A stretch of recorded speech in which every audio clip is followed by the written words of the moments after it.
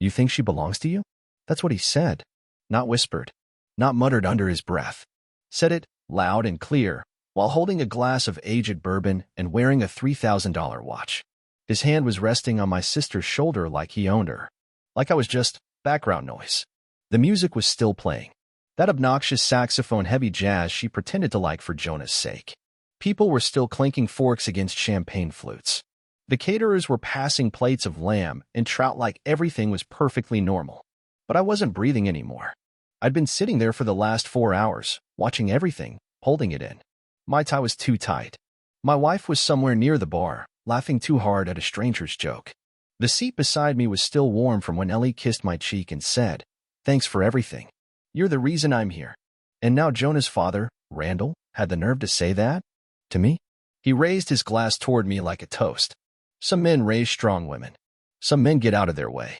You look like someone who couldn't do either. It wasn't anger that hit me. It was cold. A drop of ice sliding down my spine. The kind of cold that doesn't come from outside, but from the inside cracking open. The sound of his words bounced inside my head like marbles in a jar. You think she belongs to you? You think? No, I didn't. But I belonged to her. For 20 years, I belonged to her. Her scraped knees, her broken hearts, her impossible dreams and childhood nightmares. I made them all mine. I didn't just raise her.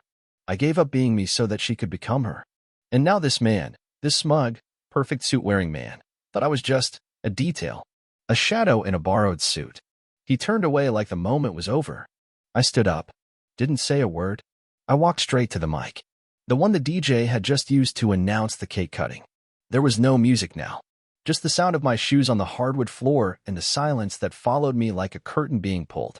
I took the mic, paused, looked at him, looked at Ellie, looked at my wife, who suddenly wasn't smiling anymore. And then I said it. He just asked me if I think she belongs to me. No, she doesn't. But you know what does belong to me? Every scar she doesn't show. Every night I stayed awake so she wouldn't cry alone. Every bill I paid. Every apartment I cleaned. Every job I worked. That's mine. That's what I gave. While you stood around giving speeches, I was giving blood. Gasps. Not dramatic movie gasps. Real ones. Tight-throated. From people who didn't want to make noise but couldn't help it. So when you put your hand on her shoulder and talk to me like I'm the help, just remember. If I hadn't done what I did, your son wouldn't have a bride to brag about. I put the mic down. Walked out the back. My hands were shaking so badly I dropped my phone in the gravel. That was the moment I thought I'd burned it all down. But I didn't know yet. That was just the match. The fire was already spreading behind me. Because while I was out there catching my breath, my wife was behind the trees, texting someone she didn't want me to see. And later that night, I did see everything. The thing about betrayal is, it rarely walks in with a spotlight. It waits. It watches. It hides in the smallest gestures. The too quick laugh. The slightly angled phone.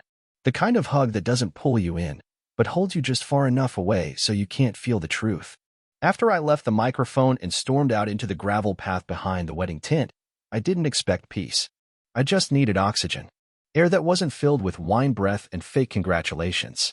Air that didn't reek of entitlement. The wind was cool, but I was still overheating. I leaned against a tree near the back parking lot. The fairy lights wrapped around the branches glowed a soft gold, casting shadows across the trunks like veins. I could still hear the muted sounds of clinking glasses and slow jazz, like a lie that refused to stop playing. And then I heard a giggle. Not just any giggle. Her giggle. Chorus. My wife. It wasn't a joyful laugh. It was the kind of laugh you let out when you want someone to feel special. Intimate. Like a secret being passed from lips to ears. I froze. I looked through the branches. There she was, just beyond the tree line, standing too close to a man in a navy blue suit. Not someone from our side of the family. Not one of Jonah's groomsmen either. He was tall, confident, his back to me, her face tilted up toward him. Their shadows overlapped on the grass like they'd been doing it for years. And then I saw it. Her phone. In his hand. He was scrolling, showing her something. She laughed again and reached up, touched his arm the way she used to touch mine back when everything felt real. She took her phone back and typed something quickly. And this part one will never forget. She looked both ways, like a child sneaking candy, then tilted the screen to show him. They both smiled. Smiled. I felt my stomach twist into something so tight I couldn't swallow. I stepped back. my heel cracking a stick underfoot. The sound snapped through the silence like a shot. They didn't look around. I waited a few more seconds. Enough to pretend I imagined it all. Enough to hope I was wrong. But I wasn't. Back at the table, she was already seated, sipping from a champagne flute like she hadn't just shared something hidden under moonlight. I sat beside her.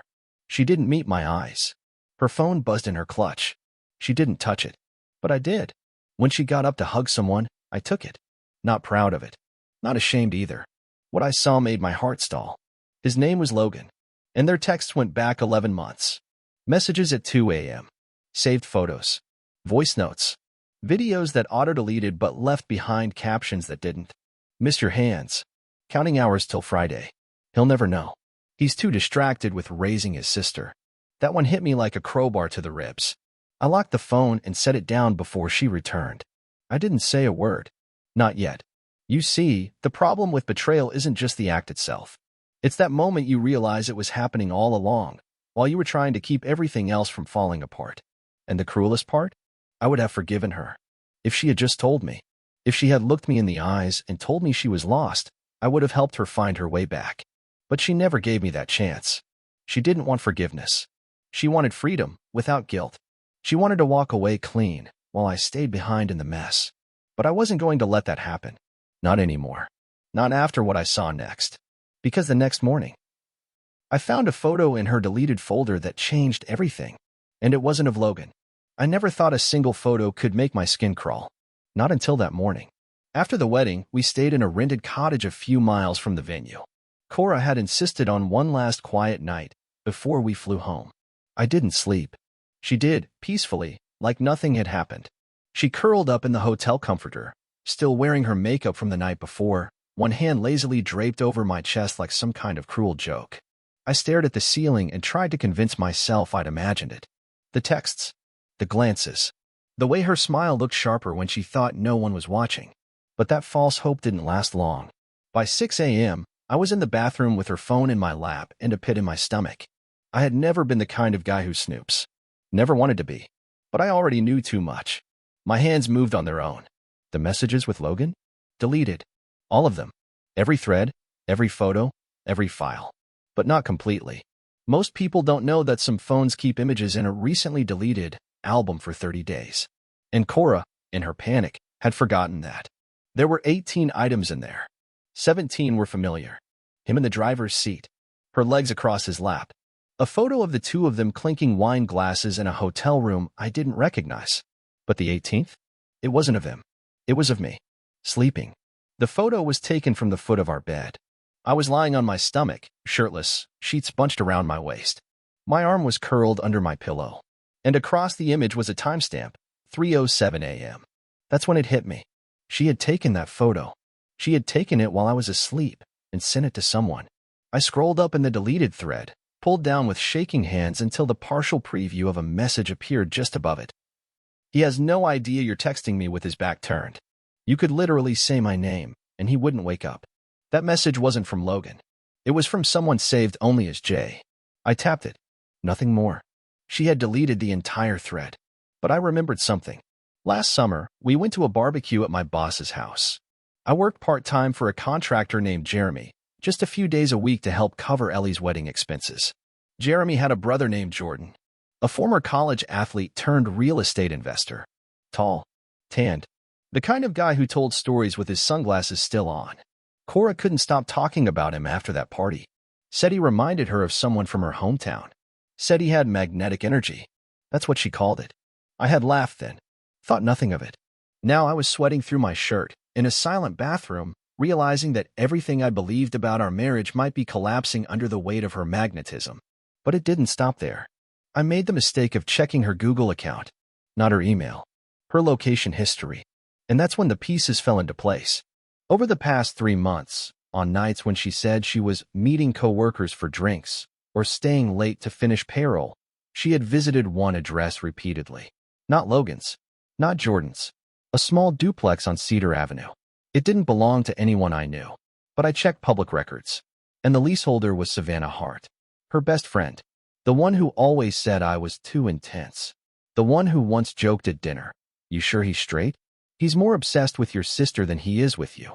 Cora had laughed at that. She laughed a lot more than I did. And now I knew why.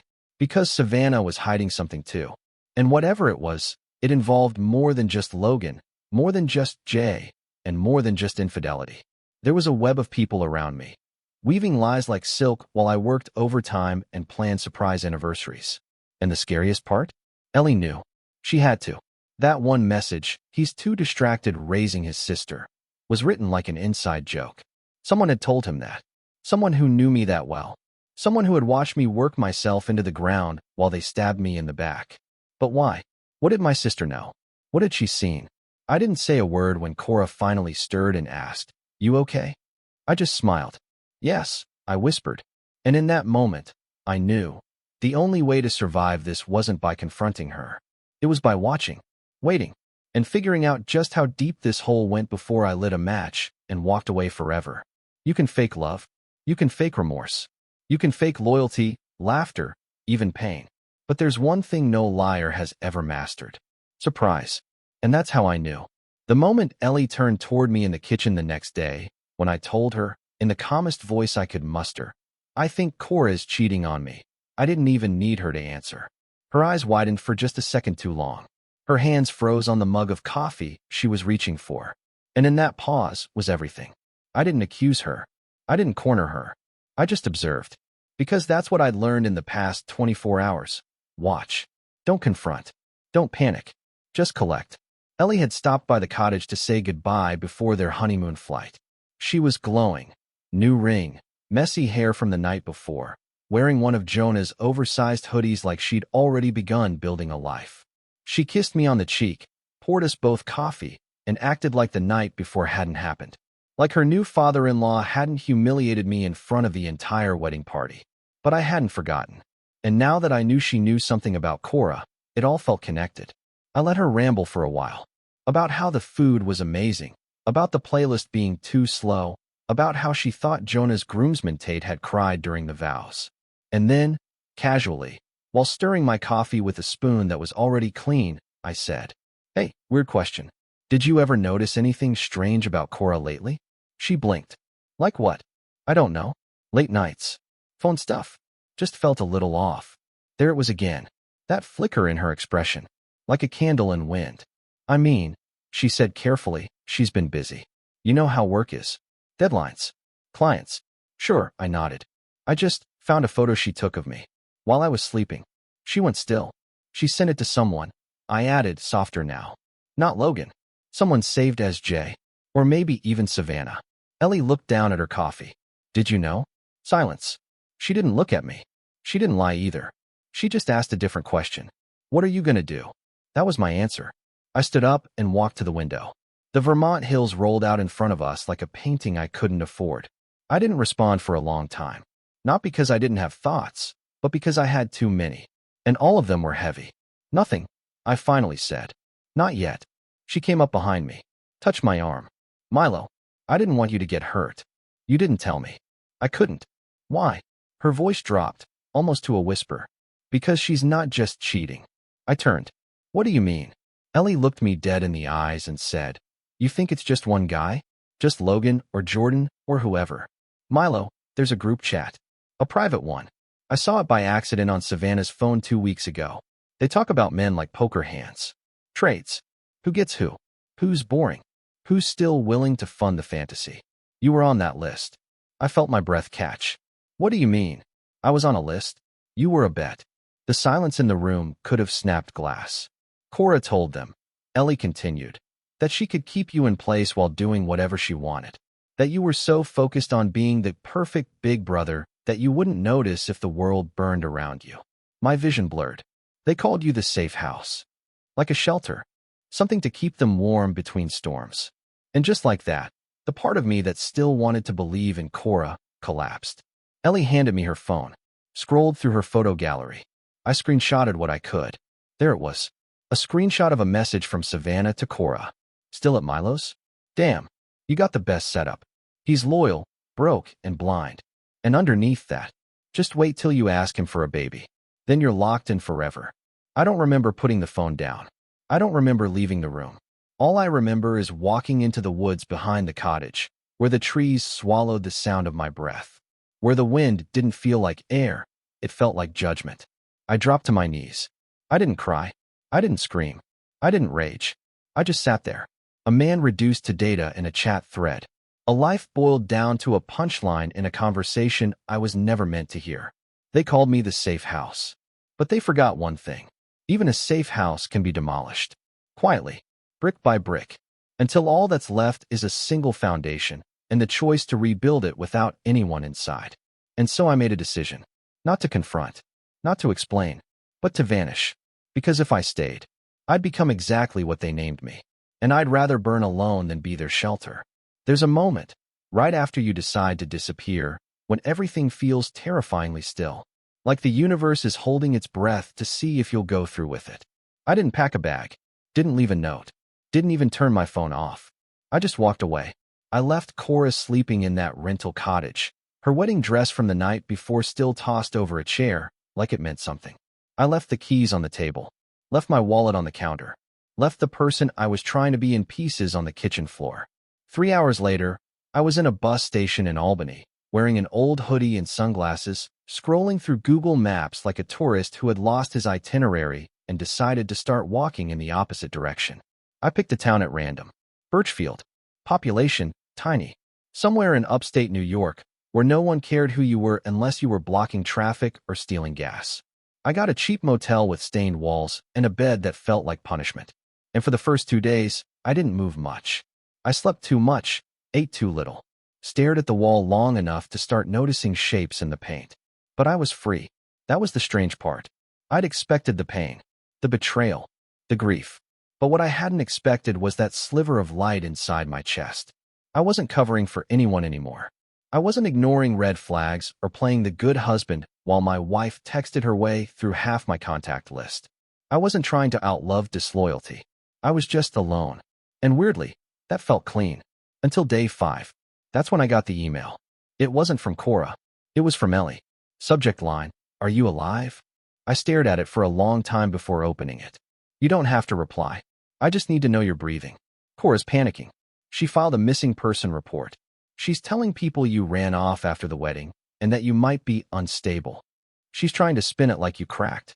Milo, she's going to ruin your name if you don't show up soon. I didn't reply, but I wasn't surprised. Cora was a strategist. She didn't need facts. She needed narratives. And the easiest one to sell was the loyal husband finally collapsing under pressure. It made her look strong, victimized. It painted me as fragile, volatile, easier to erase. The next morning, someone knocked on the motel door. I froze. I hadn't told anyone where I was. I hadn't used my real name at check-in. I'd paid cash. There was no trail. The knock came again. Sharper. I peered through the curtain. An older woman in a maintenance uniform stood outside, holding a bag of fast food. I opened the door a crack. "You Milo?" she asked. I didn't answer. "Guy paid me $50 to bring you this." She handed me the bag and walked away like she couldn't care less. Inside was a cold breakfast sandwich and a folded napkin. On the napkin, in sharp black ink, were 4 words. "You're not that hidden." No name. No phone number. Just that sentence. My spine lit up. I opened the sandwich. Beneath the wax paper, someone had slipped a receipt from a diner 2 towns over. Timestamped 2 hours ago. Paid in cash. Scrawled on the back. "I know where Savannah lives." I sat on the bed, hands shaking, trying to catch up. Whoever sent this, it wasn't Cora. She wouldn't be this subtle. This was someone else. Someone watching the same web I was tangled in. Maybe someone trapped inside it too. I looked at the name on the receipt. Randy. I didn't know a Randy. But I knew one thing. Someone out there wanted me to see more. And the fact that they weren't threatening me, yet, made it worse. That meant they were waiting. Letting me stew in it. Maybe trying to see what I'd do next. So I went back to the email from Ellie. And I finally replied. Just 4 words. "Did you tell anyone?" Her response came 20 minutes later. "No. But someone already knew. Milo, I think you were followed. Please be careful. This isn't just about cheating anymore." I didn't sleep that night. Not because of the napkin, not because of the receipt, not even because someone knew where I was. I couldn't sleep because I'd spent 5 years of my life loving someone who knew how to keep a second life better hidden than her wedding ring. The room felt tighter with every passing hour. The motel walls had a way of closing in the longer you stayed. The TV didn't work. The air conditioning whined like a dying animal. I kept the lights off. By morning, I'd made up my mind. I was going to that duplex on Cedar Avenue. Not to confront Savannah. Not to get revenge. I needed to see it for myself, the place where lies lived. The place where the group chat jokes turned into real decisions. Where the safe house nickname was probably born over cheap wine and digital smirks.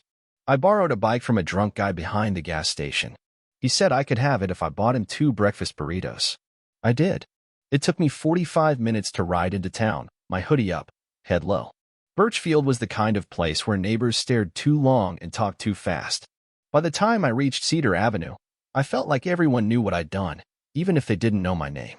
The duplex was plain. Beige siding, cracked sidewalk, overgrown shrubs. One side had a pink welcome mat that said, "Yes, Way Rose." I recognized it from one of Cora's Instagram stories 2 months ago. She'd claimed it was a girls' night at a coworker's. I stood there for a while. Then I walked to the side alley. There was a basement entrance, old wood steps leading down to a heavy door with no visible handle, just a deadbolt. I knocked once. Silence. Then twice. Movement inside. I didn't expect the door to open, but it did. Not by Savannah. By someone I hadn't seen in over 6 years. Rachel, Cora's ex-roommate from college. She was older now, but still had the same sharp eyes and that uncomfortable calm that made you feel like you were the only one in the room who didn't know the rules. She didn't look surprised. She just opened the door wider and said, "About time." I stepped inside. The basement was cold and too clean. No storage boxes. No clutter. Just a long, low room with 2 folding chairs, a wall-mounted mirror, and a tiny fridge in the corner. Rachel sat down and gestured to the chair across from her. "You don't know the half of it," she said. "Then tell me." She leaned forward. "Cora isn't cheating on you, Milo. Not in the way you think." I didn't speak. "It started as a game," she continued. "A little revenge circle. Women who got bored of being the good one. They met up, drank too much, joked about how many men in their lives treated them like furniture. And then they decided to stop waiting for apologies. They started testing loyalty, seeing who would cheat first, who would cave. And when they realized men weren't playing fair either, they turned it into something bigger. What did they turn it into?" Rachel opened the mini fridge and pulled out a black binder. She dropped it on the table with a dull thud. Inside were pages, screenshots, printouts, photos, names. They track men, profile them, test them, manipulate them. It's not cheating anymore, Milo. It's surveillance. You were just part of the data. I flipped through the pages. Photos of me. Photos of other men. Labeled with names, jobs, risk factors. Next to mine. Emotionally loyal. Non-confrontational. Can be pushed to limit if sister is involved. Unaware of threats. I felt sick. "Why are you showing me this?" I asked. Rachel looked at me like I'd asked the wrong question. "Because you're not the only one they underestimated. They used me too, back in college." I let it slide. But then I saw what they did to the wrong person. "Who?" Her voice dropped to a whisper. "Savannah's ex-husband. The one they erased." "He disappeared?" "No. Worse. He stayed. Became one of them. You ever heard someone lie so long they forget what's real? He became that. A puppet. A joke." I closed the binder. "Why tell me now?" "Because you're the first one to run. And they hate that. She nodded slowly. "They'll want you back, Milo. Not because they love you. Because leaving makes them lose control. And Cora hates losing." I stood up. The walls felt colder now. Rachel walked me out without saying another word. As I stepped out onto the sidewalk, the sun suddenly felt too bright. Too artificial. And for the first time since I'd left the cottage, I wasn't just angry or broken. I was scared. Because what I thought was betrayal was only the surface. Beneath it, there was a system. And I was now the one variable they hadn't accounted for. I didn't run. That was the first decision I made after leaving Rachel's basement. I wasn't going to keep hiding. Not because I wasn't scared. I was. But fear loses power when it becomes predictable. They want me to stay frozen, paranoid, second-guessing shadows. So I did the opposite. I went back home. But not the way they expected. I rented a used Toyota Corolla with cash, drove 8 hours straight through New York and back into our city, arriving just after 2 a.m. No one was awake. My house, the house I paid for, the house I built dreams in, still had the porch light on. That was Cora's habit. Leave it on until I came home. Only this time, she didn't know I was coming.